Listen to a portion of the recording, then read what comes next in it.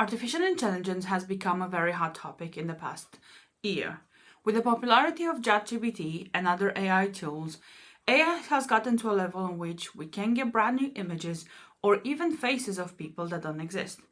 But as very powerful technology has become more and more popular, becomes a big aid in our life, they can also expose us to new dangers that we haven't seen before. While AI has tremendous potential for positive impact, it is essential to understand the potential risks and challenges associated with its development and deployment. The AI that you are most likely to encounter in your life is built by a handful of for-profit companies using data you never realized they were collecting. And increasingly, it makes decisions about things that are really important to you, whether you know it or not. We are assembling by accident and on purpose have the potential to change not just individual lives, but the very future of humanity. This isn't intelligence. This is basically a sort of warped mirror of what's on the internet for the last 20 years. Hello everyone! Welcome back to Rock Cybersecurity. I'm your host, Roxana. In today's video, we will be discussing the dangers of artificial intelligence, or AI, as I will be referencing it at.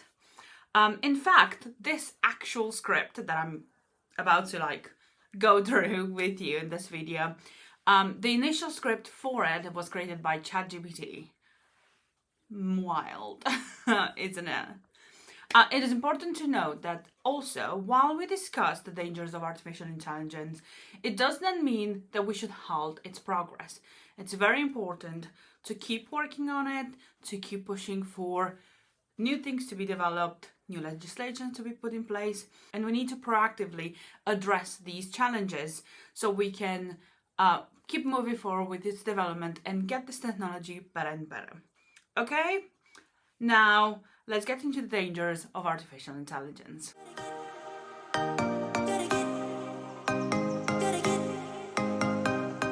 The first danger of AI is lack of accountability.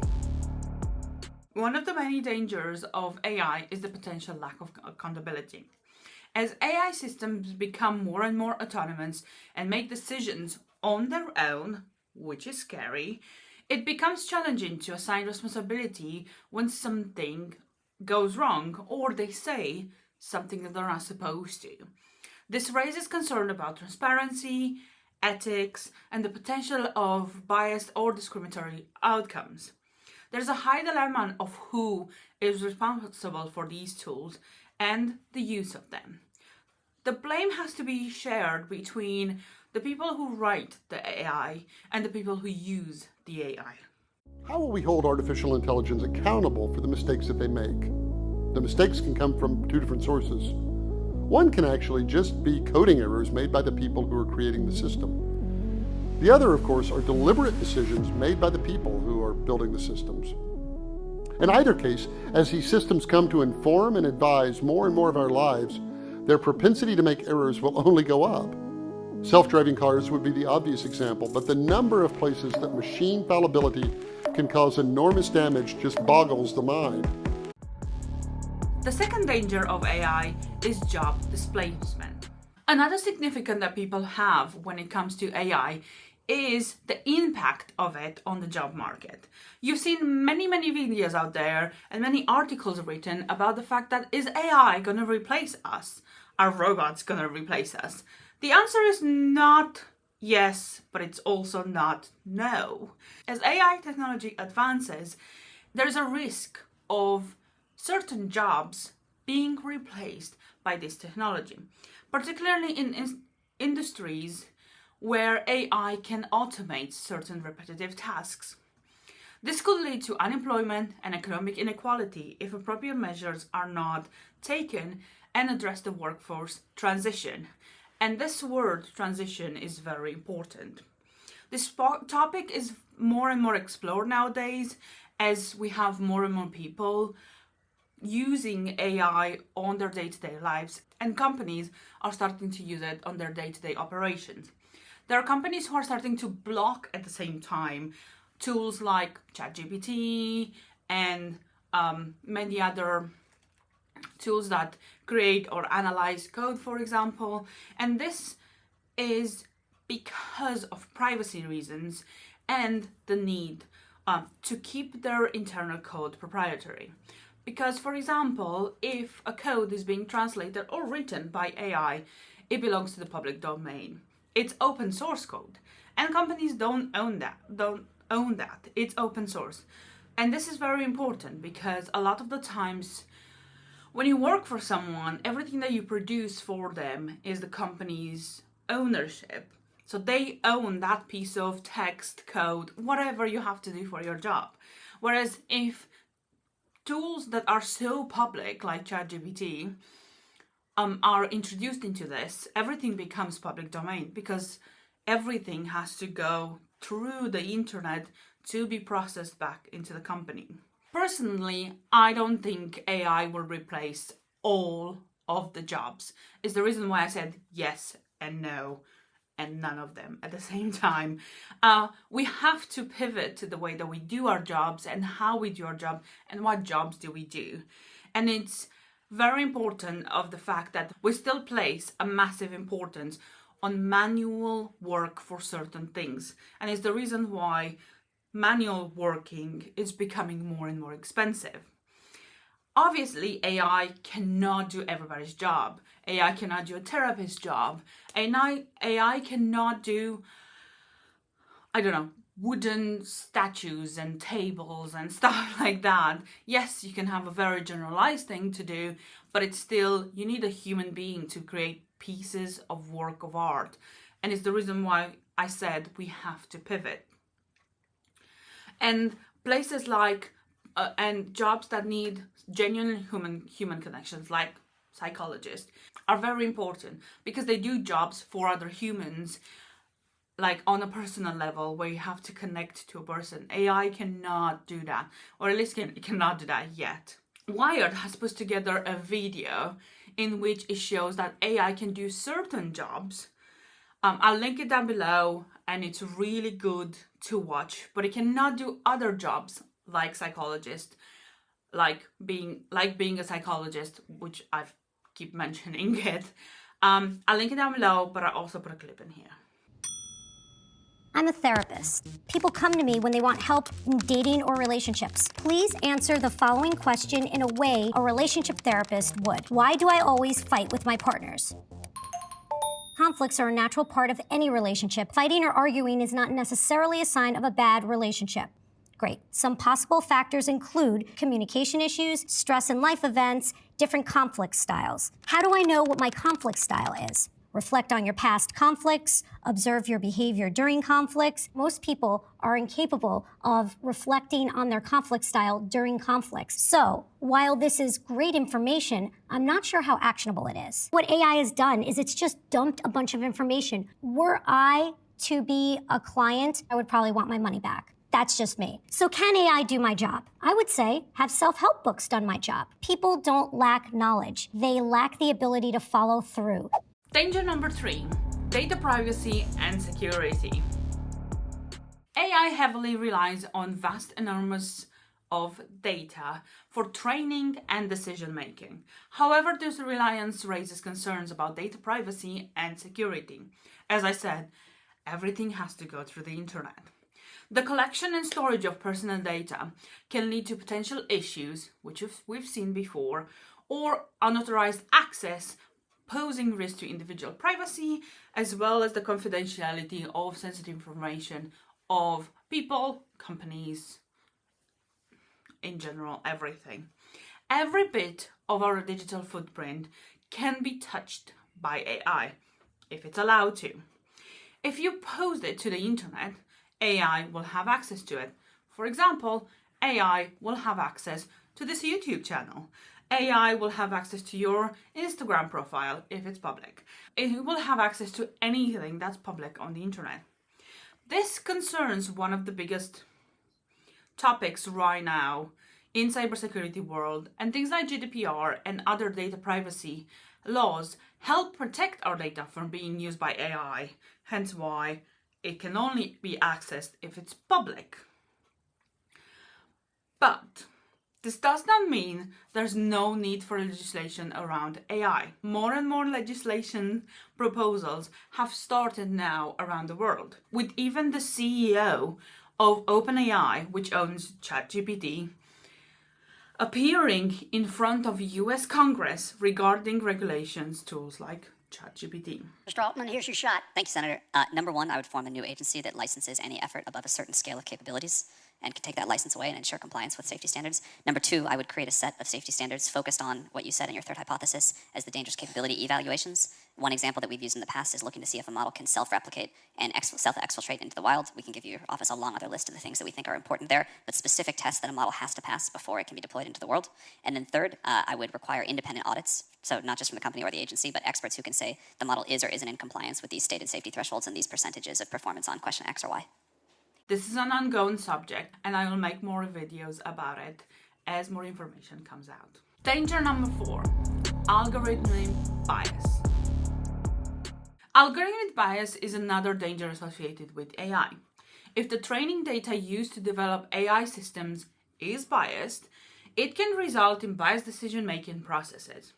This can have real-world implications, such as discriminatory hiring practices or biased criminal justice systems, amplifying existing societal bias. This is a real symptom of the type of data AI is being trained with. Historical. This looks like facial recognition tends to be more successful to recognize white faces compared to any other skin color. Even when testing self-driving cars, listen to me, the test showed that regarding pedestrian tracking, the technology had a hard time recognizing black and brown individuals. Joy Buolamwini has been researching prejudice in tech, and her work is on show in this new exhibition at London's Barbican. So this is the experience I had that kind of started it all. Yeah. I was a grad student at MIT working on a project that used face detection, and you saw it worked well on my friend's face. When it came to my face, it didn't work so well until I put on the white mask on. Yes, the white mask, right? And then it worked perfectly. And this is a massive thing. This issue has been tackled by increasing the diversity in the technology teams that develop these tools. The data that AI is being trained with to recognize the data diversity also has to be increased by diversity tools. It's the reason why people nowadays, and we all push, including myself, we all push for more diversity, more inclusion, because even technologies like AI need to be exposed to more diversity. Otherwise, this technology is not for everyone. And the whole purpose of technology is to be unbiased, recognize it all, and we have to fix this. The first step to do is to make sure that the teams that's ideating, designing, and building AI is diverse, is inclusive, has diversity from all aspects, including race, gender, ethnicity, geographic background, cultural background. The more diverse your team, the more robust your AI model and the less likelihood of bias. It's really important to have people with these different perspectives in the room so they can see all of the challenges and create the technologies that will also expand the market, right? That'll help more people be able to engage and fully participate. Danger number 5, cybersecurity risks. AI itself can also be vulnerable to attacks. Sophisticated hackers could exploit vulnerabilities in AI systems to manipulate their decisions or gain unauthorized access to sensitive information. Ensuring the security of the actual AI systems and guarding against adversarial attacks is crucial to prevent misuse and potential harms. The risk is not very much explored by the media, which is very frustrating, with most of the focus being on what AI can do for us and how AI will take our jobs and all this like very important topics, but a bit dramatized. We also have to think of the fact that AI is still a technology that has to be protected. The way that your phone has to be protected, AI as a technology has to also be protected. The algorithm can also be manipulated, or malicious data can be fed into it with who knows what consequences. It can also be vulnerable to all of the other threats that any other system that are exposed to the internet are vulnerable to. This means that all the other security principles still apply to this type of tools as well. From setting strong passwords and implementing multi-factor authentication to making sure that the only authenticating services can use it, even though it's exposed to the internet. It is still a technical tool and still needs protection, and it needs to be treated as such. Now, the final danger for today. Danger number 6, unintended consequences. As AI becomes more powerful and autonomous, there's a risk of unintended consequences. Even with careful development and testing, AI systems can exhibit unexpected behavior or make decisions that have unintended negative impact. Anticipating and mitigating these consequences is a significant challenge for AI researchers and developers. This is why the question if AI can be ethical and how to teach AI to be ethical is a very hot topic. There are multiple engineers that are working to advance AI to work in an ethical way. The introduction of more and more regulation regarding security and data privacy will help move the technology in the right direction. But this does not mean that AI will be fully safe or there won't be anyone using it in a malicious way.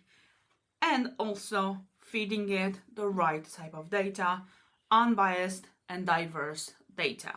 This danger has no perfect solution, as we can't predict what these technologies are fully capable of. Gilman and her students help people fight for benefits that have been wrongly denied them. And increasingly, she finds out that algorithms bought from a secretive company are at fault. I've been in hearings where no one in the room can describe for me, how does the algorithm work? What factors does it weigh?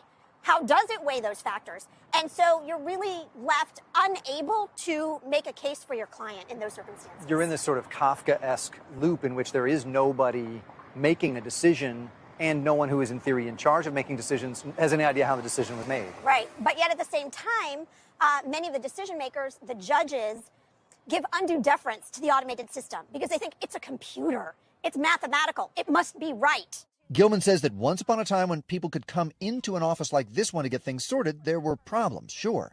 The potential for harm is just much greater when these flaws are embedded in algorithmic systems. In conclusion, from the lack of accountability and potential job displacement to data privacy concerns and algorithmic bias, it's crucial to approach AI with caution and address these challenges to maximize its benefits while minimizing risks. It's also important to push more and more legislation in order to protect our data privacy and cybersecurity. And when I mean legislation across the board. Legislation for AI, legislation for our data privacy, legislation for our cybersecurity systems. Because the more we push legislation across, the more protected we can feel a bit, because there are consequences if companies go a bit outside of that. By promoting transparency, ethics, and responsible AI, and by teaching AI to be ethical or more and more ethical, we can mitigate the dangers, or at least try to make the risk of them lower and lower, and foster positive impact that AI can bring to the society. This technology is very much still in development, and there's so much more that needs to be discovered about it, and that needs to be developed with it. I guess you'll have to keep watching and see where it's going.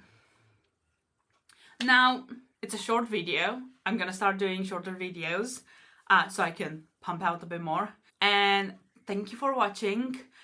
Don't forget to subscribe, comment about all of these AI dangers and what other dangers you might think of. I hope this video has kind of given you an idea of potential dangers of AI itself, not just what AI can do for us. Stay informed, stay safe. I'll see you next time with more cybersecurity topics. Bye!